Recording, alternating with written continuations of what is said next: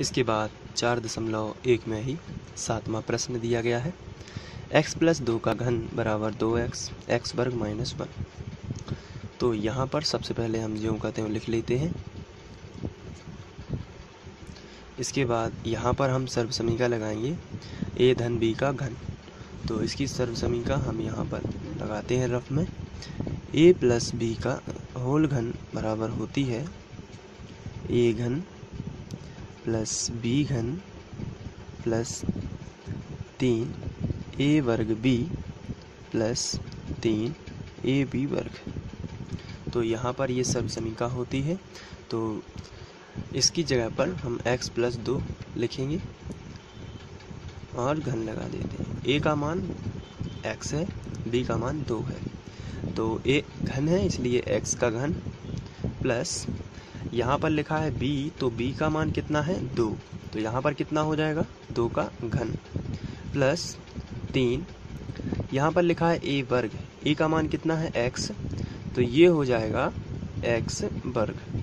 लेकिन यहाँ पर इंटू में b लिखा है और b का मान कितना है 2, तो इंटू हो जाएगा 2 प्लस 3। यहाँ पर कितना लिखा है a का मान कितना है x into x into b वर्ग, यानी b का मान 2 है तो 2 का वर्ग। इसको सॉर्ट आउट कर लेते हैं। तो यहाँ पे आएगा x घन प्लस 2 का घन 8 होता है और 3 दूनी 6x वर्ग और प्लस 3 दूनी, यहाँ पर देखिए 2 का वर्ग हो जाएगा 4, तो 4 दिया 12 इंटू एक्स। तो यहाँ पर आप देख रहे हैं कि ये हमें हल मिला। अब इसको हम वहाँ पे जाके लिख सकते हैं। चलिए तो लिख लेते हैं। यहाँ पर आया है x घन प्लस 8 प्लस 6x वर्ग प्लस 12x बराबर, यहाँ पर 2x का गुणा x वर्ग में करेंगे तो आएगा 2x घन माइनस 2x का गुणा 1 में करेंगे तो आएगा 2x। इसके बाद हम इस दोनों पदों का इस तरफ पक्षांतर कर देते हैं। यहाँ पर हम इम्प्लाई जेट लगा सकते हैं।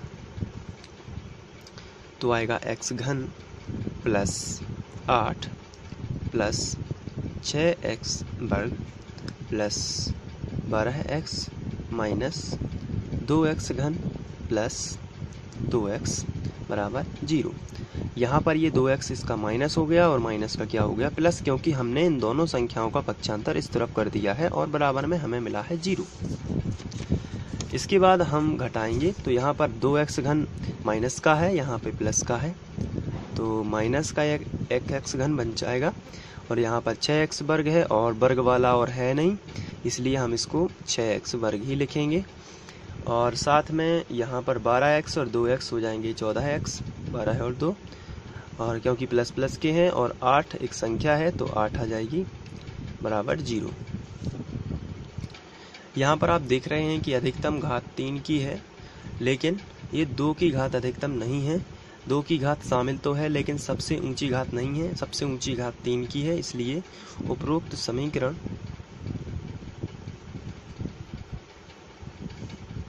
ax वर्ग प्लस bx प्लस c बराबर 0 के रूप का नहीं है।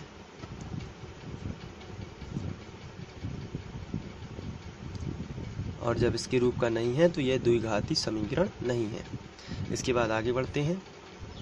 इसके बाद 8वां क्वेश्चन दिया गया है, तो सबसे पहले हम इसको ज्यों का त्यों लिख लेंगे।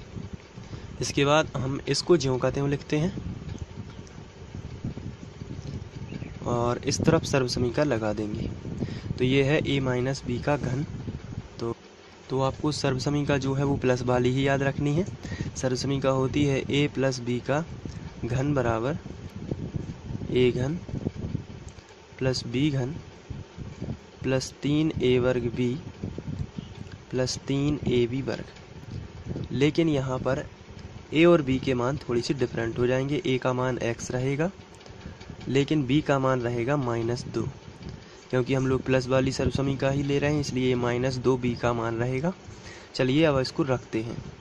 a घन यानी x घन, क्योंकि a का मान कितना है x, प्लस b का मान कितना है -2, इसलिए -2 का आ जाएगा घन, प्लस 3a वर्ग यानी x वर्ग इंटू बी का मान -2 प्लस 3 ए का मान x है इसलिए 3x इंटू बी का मान -2 तो -2 का वर्ग हो जाएगा।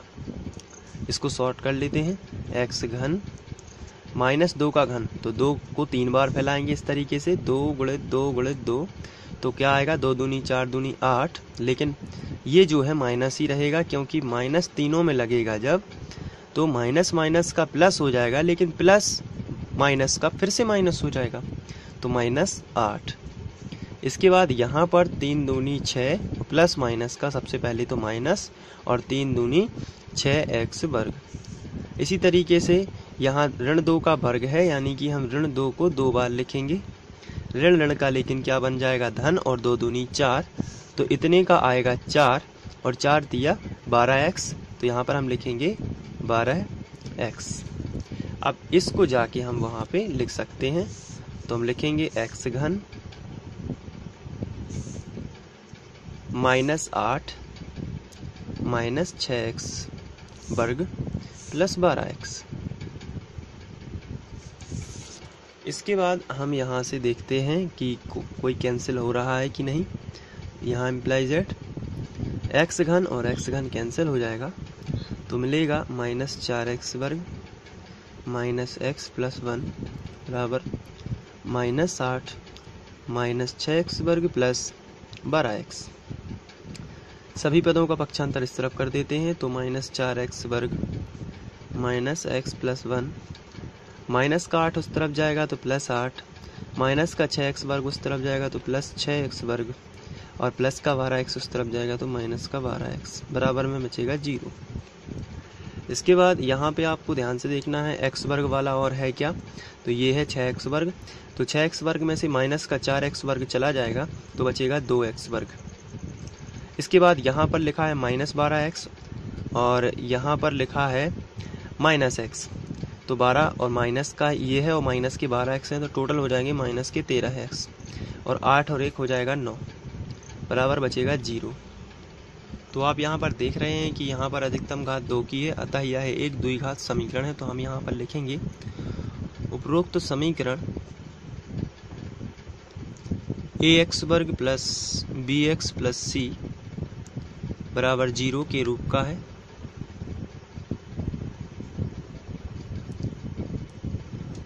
जब ये 0 के रूप का है बराबर 0 तो द्विघात समीकरण है। तो इस तरीके से आप इसको लिख सकते हैं। तो यहाँ पर प्रश्नावली 4.1 का प्रश्न क्रमांक 1 समाप्त होता है। इसके बाद हम लोग आगे बढ़ते हैं। Thank you.